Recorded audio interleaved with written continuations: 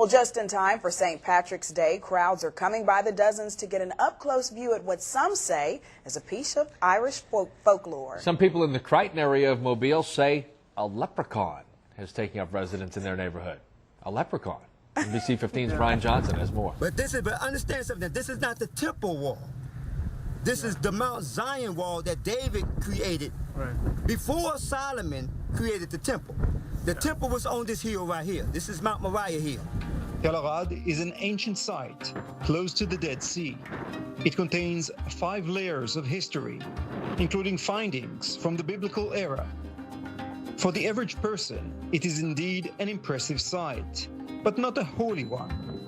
But Hoshua Amerial, who arrived here from Chicago in the late 1980s, is convinced that these are the remains of biblical Jerusalem. David. To me, it look like a leprechaun to me. All I gotta do is look up in the tree. Who else seen the leprechaun say yeah? Eyewitnesses say the leprechaun only comes out at night. If you shine a light in its direction, it suddenly disappears. This amateur sketch resembles what many of you say the leprechaun looks like. Others find it hard to believe and have come up with their own theories and explanations for the image. My theory is it's casting a shadow from the other limb. Well, Melchizedek Jerusalem up was, but an area surrounded by mountains, and he took a fort. And that fort that he took, it we're standing in today. And that became known as the Citadel of David. But David did something very unique.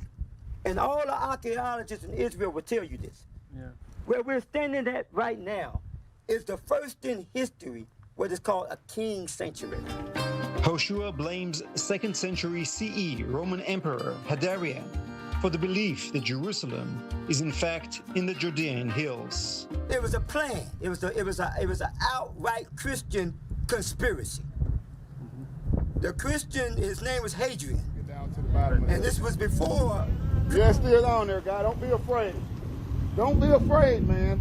This guy helping to direct traffic says he's prepared for his encounter with the leprechaun. He's suited up from head to toe. This wars off spells right here.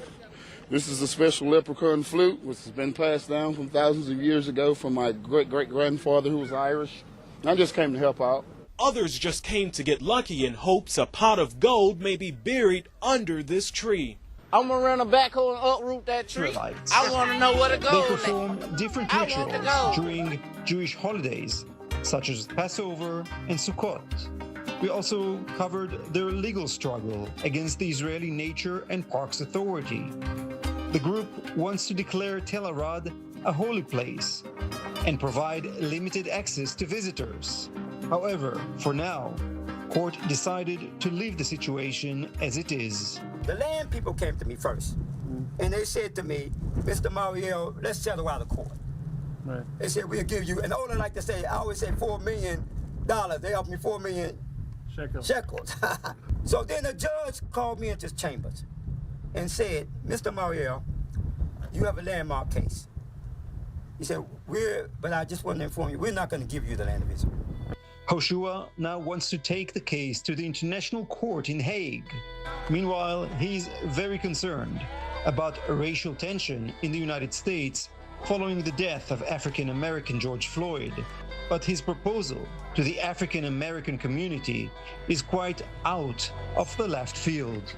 I'm saying today, it's time for us to stop fighting the police in America, because the police system in America was never set up to protect the black community. And my suggestion is to leave America to accept Thomas Jefferson's bill. Settle here in Israel? The ultimate objective is this is supposed to be the house of prayer for all people. But to answer your question, there's only one place in the world that has been purchased for black Americans, and that's Liberia. Recently, Hoshua and his family have started to tour the Negev desert, perhaps as a tribute to the wandering Israelites. And though most historians and scholars will disagree with him, for him,